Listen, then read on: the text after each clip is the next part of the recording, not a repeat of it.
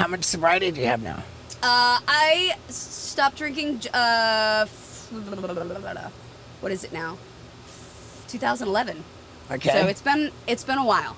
It's been a while. And, like, I was talking about this the other day. I was talking to somebody, and I was like, you know, I thought I'd be the girl to, like, die with a cocktail in my hand. Like, that was my plan. Yeah. Well, my plan was to be done by 30.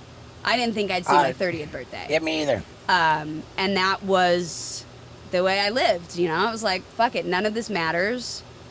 Just go as hard as you can. And, like, the fact that I made it out of the situations that I often put myself in one piece, is pretty remarkable. I count my blessings for sure. But yeah, I didn't think I'd see my 30th birthday. So, like, I'm 39 now, and I'm like, wow. This shit's extra, you know? What was the rock bottom for you? You know, I don't know that there was, like, but the one last rock day, bottom. the last day where you just like, I gotta get help. You know, it was interesting. I actually stopped drinking and using, like, a couple years before my sobriety. It was like 2009. But I had relapsed after I got in a car accident, and I was using muscle relaxers because I broke my arm and really fucked up my neck and all that. And I just started taking, like, 2-3 somas at a time, and it was a really short. Oh, Jesus Christ!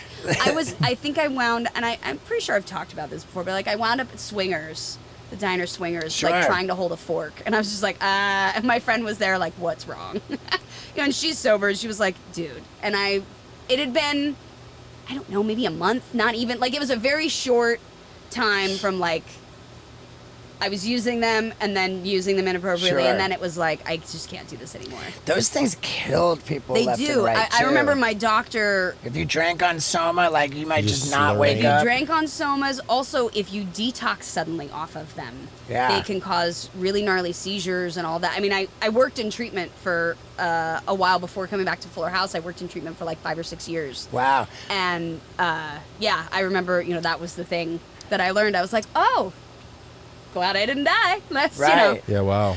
And you don't hear about Somas anymore. It's like they kind of went away. They went away. I mean, and I think it's like so not something in my.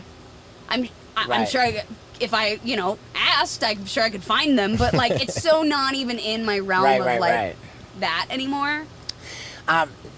Working in recovery, did you ever hear that, like, statistically, the jobs that people have the highest rate of relapse are jobs where they work in recovery? Yeah, it's one of the most stressful things I've ever done. You know, I worked. I started as a tech and then worked my way up and was a director of operations for a while.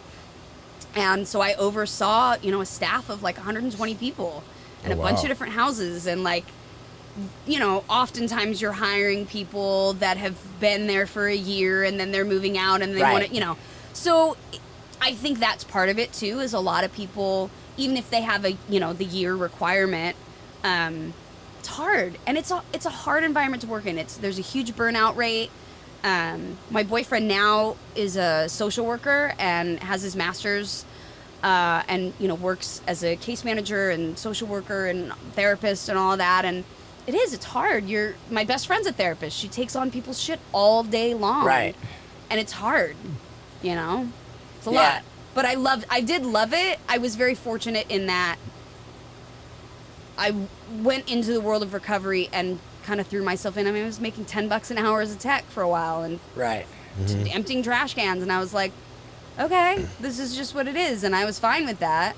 But it's, you know, it's a lot to take on because you care about these people, and it's getting sober's not easy, and it's not pretty.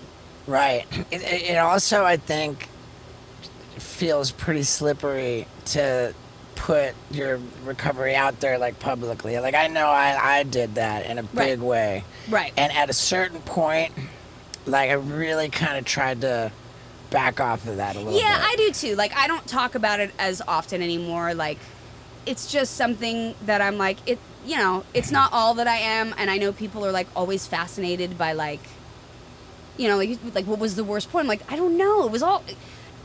I had fun, and then there were moments that I like wound up in the hospital, you know, with acute alcohol poisoning or something, or I wound up, you know, like passed out on a sidewalk for hours and my friends couldn't get me up, or like, you know, there was a lot of shitty times, but there was fun times too, but then it just became more shitty times than good times, and then it was like, now we're... Did you have fun? The last 4 years of me using, like, I didn't have fun once. Dude, I was positive that I was having a blast. Right. Right. But were you Look at it really? now, like the stress, my God, it was constant, just constantly fucking up everything. I thought I was so cool.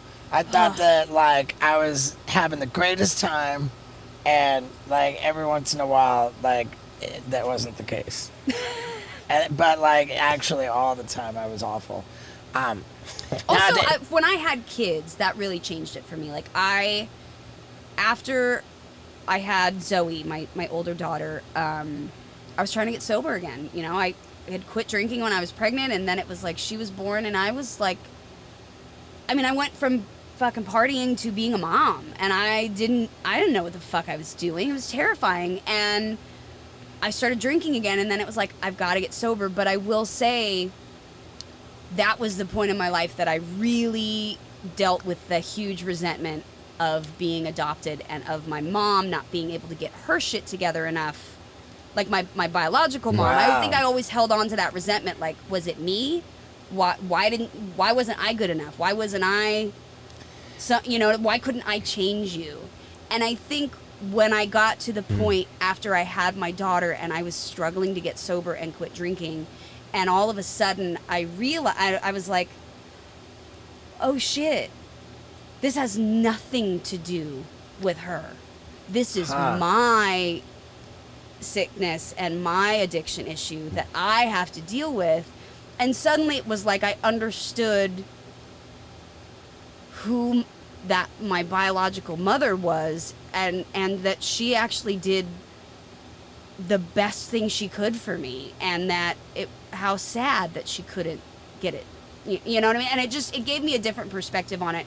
Having gone through it myself, I suddenly saw her in a whole new way, and this huge amount of forgiveness came about. And that was, when I quit drinking. That was it. Like, I hadn't had a drink since then. And again, like I said, I relapsed on the other stuff, but I hadn't had a drink since then, and it was, that was what I needed. That was a resentment that I didn't know how to heal until I was in it. It's called Steve-O's Hot Sauce for Your Butthole.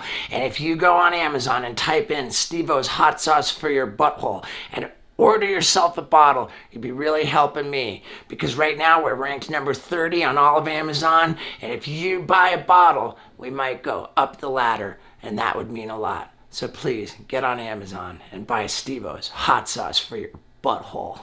Yeah. Yeah, dude.